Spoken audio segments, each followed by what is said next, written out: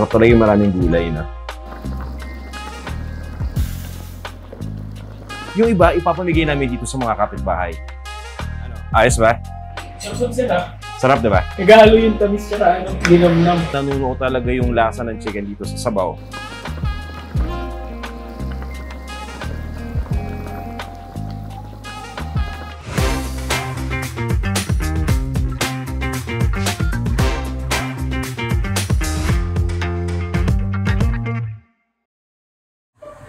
Hey guys, kamusta na? Ako po si Vanjo Merano at welcome sa Panlasang Pinoy.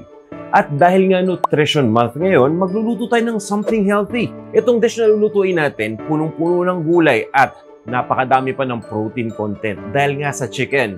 Isa ito sa mga paborito kong sinabawang manok na recipe. May idea na ba kayo kung ano to? Parang tinola to. Pero gumagamit ng ibang ingredient dahil imbis na tubig, sabaw ng buko ang gagamitin natin. Fresh buko juice. At ang tawag dito ay chicken binakol. Ito yung mga ingredients na kakailanganin natin.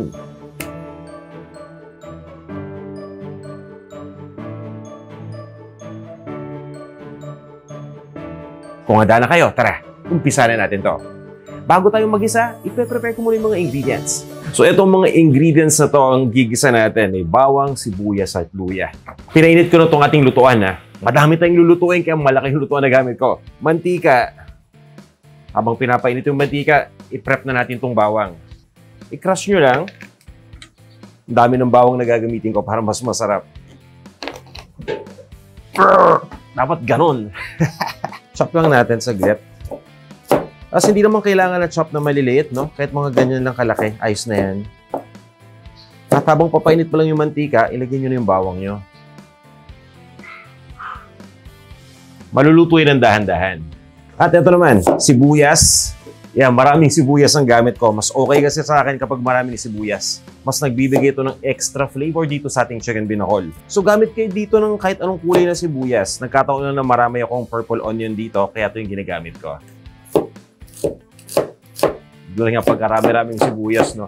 So, kung may extra kayong sibuyas, gawin nyo lang itong ginagawa ko, guys. Mapapansin niyo yung difference. Kapag medyo galante tayo sa onion at sa bawang, mas magiging okay yung outcome ng dish na to. Nahiwa ko na lahat. At dahan-dahan din na itong bawang naman, ano, naluluto. So, guys, makikita ninyo, no? Dahan-dahan na nagbabrown itong bawang. Hindi na natin to kailangan ipa-brown pa ng tuluyan. Ganito pa lang, okay na yan. Now, ilagay na natin itong sibuyas. Diba? Okay na okay. Tapos yan, ituloy lang natin yung pag-isa. Papalamputin lang natin itong sibuyas. At dahil nga chicken binakol itong niluluto natin, so parang chicken tinola. Kailangan natin dito ng maraming luya. Itong luya, nahugasan ko na itong mabuti. Kaya kahit pitpitin nyo lang ng hindi babalatan, okay lang eh. So ito yung gagawin natin ngayon. Hiwain ko lang ng maliliit para mas madaling mapitpit. Ganyang pagpitpit lang yung sinasabi ko. Ayun, kakrush lang natin. Mas mapitpit nyo na yung luya, okay na to. Kahit buo ilagay nyo na, igisa na natin. Bango na. Grabe. So, eto na. Yung pagkakataon natin na ilagay yung chicken. So, itong chicken natin, nakita nyo naman. Dami, no? Dahil nga guys, nasa Pilipinas ako, syempre dapat maraming makatikim ng lulutuin ko. Kaya, 2 buong manok ang aking hiniwa kanina. Igigisa lang natin ito. To the point na mag-light brown lang yung kulay ng outer part ng chicken. Ganun lang kasimple. And yun na nga. Ang difference itong gagawin natin, imbis na tubig yung ilalagay natin maya-maya, ito na nga yung buko juice. Okay? Yung sabaw ng fresh na buko. Tapos kailangan din natin dito ng buko, yung medyo young coconut pa yung dating, yung malambot. Mas maganda yun. Nung nandun nga kami kanina sa palengke guys, na-amaze ako dahil ang daming buko na nakahilera eh. Parang gusto mong iuwi lahat, no? Pero iuwi nyo yung sakto lang. Kaya yun, bumili lang kami ng sakto para dito. So yan, ilalagay ninyo yung buko maya-maya lang. Once na yung chicken, mag-light brown na yung kulay. So mga 1 minute pa to na pag-isa, okay na to. Yes. Pwede na natin kunin yung buko. Well, pagdating sa buko, pwede niyo ilagay kagad yung buko juice or ilagay niyo muna yung laman para mag-isa. It's all up to you. Dala, kunin ko lang. Ito yung laman ng buko. Fresh na fresh na. Iba talaga kapag fresh buko yung gagamitin natin eh. Pero depende syempre sa availability Depende sa location ninyo. Halo-halo lang. Igisa lang natin saglit. Mga 30 seconds lang, ayos na yan. So medyo malaki pa tong buko, no? Para talagang masabi natin na binakol. Diba? Pero pwede niyo pang hiwain ng maliliit yan. Hindi ko na pinutol, kumbaga nakita nyo galing sa plastic, diba? Importante naman kasi dyan yung lasa makuha natin. Tapos yung buko juice nga, sa sobrang dami, no, sinaling ko lang kanina, so eto na. So yung buko juice, guys, so isa pa lang to, dalawa yan, nasan yung isa? Ayun. So, I'll be honest with you, purong buko juice lahat to, walang tubig dyan. Ito yung nabili kanina. So yan, i-distribute nyo lang. And for best results talaga, I highly recommend na buko juice ang gamitin natin. Yan, ilagay na natin lahat. Tingnan nyo, diba? Okay na okay. Tapos, pabayaan lang natin na kumulo muna to. Hahaluin ko lang, At para mas mabilis na kumulo, syempre alam nyo na. Takpan lang muna natin. Paano ba kayo magluto ng chicken binakol dyan sa location ninyo? Baka naman pwedeng i-share ninyo yung procedure, no? Dahil iba-iba naman tayo ng paraan ng pagluluto, diba? Para matutunan din namin yung paraan na ginagawa ninyo. Tatakpan ko lang muna to at papabayaan ko lang kumulo.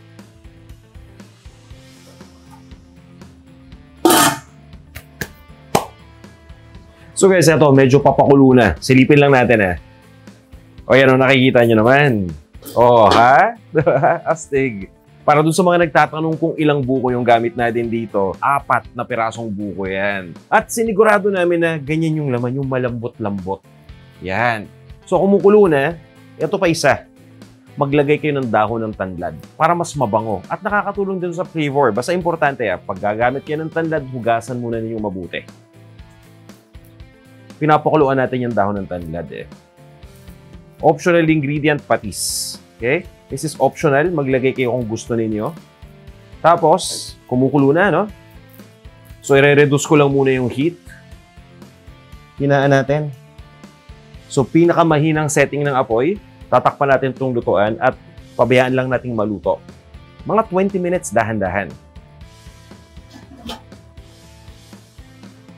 So guys, diba, sabi ko kanina, 20 minutes. Right now, nasa 10-minute mark pa lang tayo. So, hindi pa ganun kalambot yung chicken.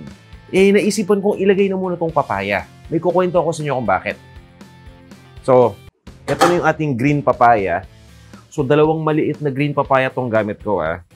At yun nga, no, guys, in the olden days, kapag sa tinola, kasi diba tinola, binakol halos pareho, ang ginagamit dyan, yung manok na native. Di ba kapag native na manok, matigas na matigas yon? Sa umpisa pa lang, kasama ng chicken, nilalagay na yung green papaya dyan. Okay? Dahil nga dito yung papaya, guys, meron tong tinatawag na papain, no? So, kasama sa papaya yung papain na yon, yung papain na yun ay nakakatulong para magpalambot sa mga meat.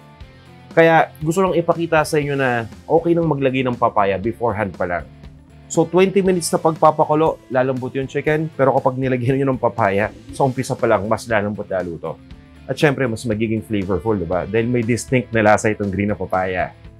Kaya nga, mas okay sa akin ang papaya compared sa sayote. Kung ako lang naman yung tatanungin ninyo, no? Pagdating dito sa mga tinola or binakol. Pero syempre, sayote, okay lang din yan. Lalong-lalo na kapag walang papaya na available. So, konting halo-halo lang muna ulit. At itutuloy lang natin yung pagluto for another 10 minutes pa. Papakuluan lang natin. Wow, ayos na.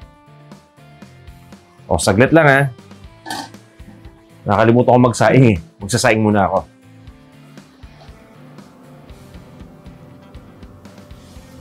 So guys, after 20 minutes, silipin na natin. May dala na akong sili, Uy, okay.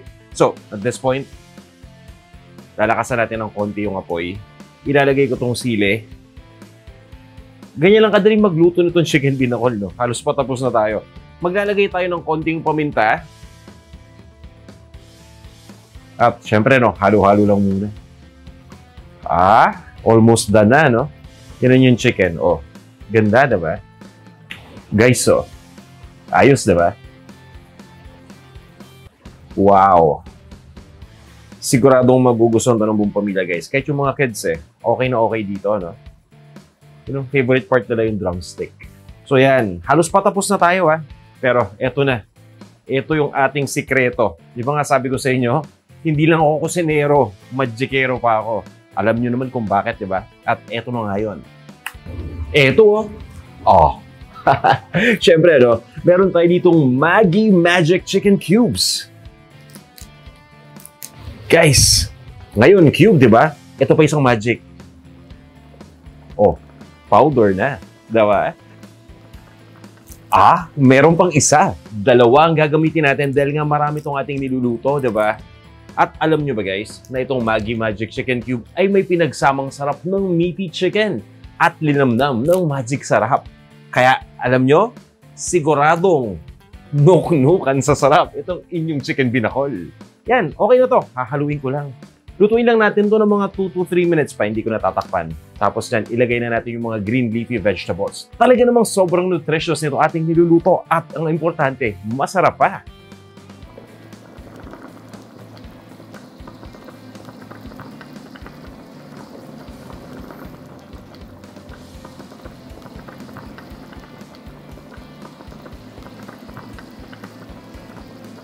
So guys, ito na yung huling mga ingredient na aligned sa aking sarap, sustansya, advocacy.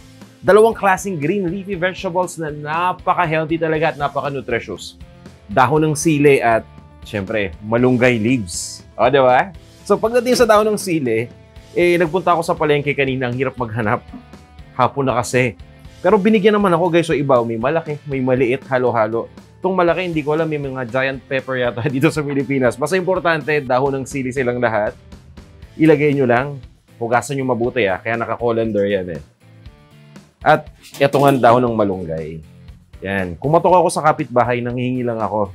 Mabuti pa dito sa Pilipinas, ang daming may malunggay. At narinig nyo ba yung background, guys?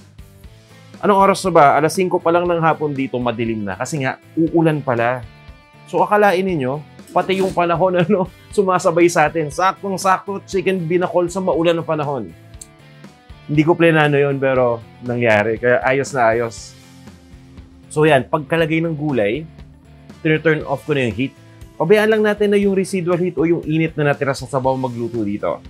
At ilipat na natin to sa mga serving bowls natin at i-serve na natin. Tikman na rin natin to.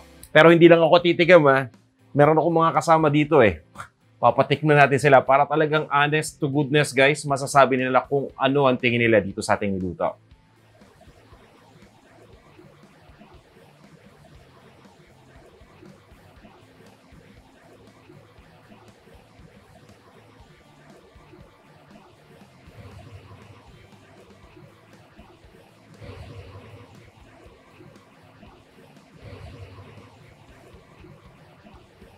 Wow!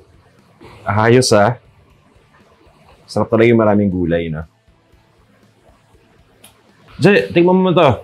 Para at least, alam mo na kung ano lasa. Mainit kaya dito ko muna lalagay. O, dito ka. Diyan ka pumesto. Kukuha pa ko isa para kay Kenneth. Sige lang. Ayos ba? Mainit. Medyo. Okay lang. Ano masasabi mo? Sabaw, sarap talaga. Sarap yung sabaw, Yun yung tinatawag namin ng nuknukan ng sarap. Kasi nga, nanunuo talaga yung lasa ng chicken dito sa sabaw. Yung iba, ipapamigay namin dito sa mga kapitbahay. O pati nga yung mga aso, hindi na makapag-antay. Sabi ko, mamaya na. Kami muna. Okay, ikaw na. Yan. Tikman mo na. Sasabihin nila, ikukwento nila sa inyo kung ano yung lasa na natikman nila. Alis ako para at least baka sabihin ninyo, pinipilit ko sila. Sarap sila. Sarap, diba? Nagahalo yung tamis tsaka linamnam. So napansin ko nga dito, yun din yung tamis. Yung tamis ng buko, parang nagme-marry dun sa chicken. Tapos malinamnam pa yung lasa ng sabaw. Papatotohanan ko lang itong ginagawa ko ngayon ulit, para sigurado. Yun, diba? Masarap ng pagkakaano niya, ng pagkakaluto.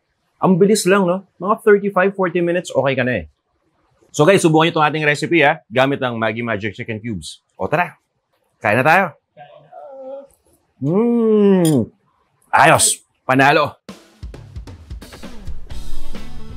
Ayos guys, i-review na natin yung ginawa natin kanina para mas madaling matandaan. Una, nag-gisa lang muna tayo dito. Bawang, sibuyas at luya. At nung lumambot na nga yung sibuyas, inilagay ko na dito yung manok. At nagdagdag din ako dyan ng konting patis. Ginisa ko lang yan, mga 3 to 4 minutes hanggang sa mag-light brown na yung kulay ng chicken. Sabay lagay na dito ng laman ng buko. Konting halo-halo lang at nilagay ko na dito yung sabaw ng buko o yung buko juice. Pinakuluan lang natin, sabay lagay na ng dahon ng tanlad at ng papaya. Niluto ko lang yan ng mahinang apoy ng mga 20 to 30 minutes. At naglagay na nga tayo dyan ng siling haba. At tinimplahan lang natin yan ng ground black pepper. Niluto ko lang yan ng mga 3 minuto. And after that, naglagay na tayo dito ng Maggi Magic Chicken Cube. 2 piraso ang gamit ko. Pagkatapos ay nilagay na natin dito yung mga gulay. Ito na yung dahon ng sili at ang dahon ng malunggay. At syempre guys, no, mas maraming gulay, mas masarap at mas masustansya. Ganyan lang kadali magluto ng chicken binakol. Ilipat lang natin sa isang serving bowl at iserve na natin. Sana may natutunan kayong bago ngayong araw na to. At punta lang kayo sa panlasangpinoy.com para makita ninyo yung detalye ng ating niluto. Magkita-kita tayo sa ating mga susunod pang videos.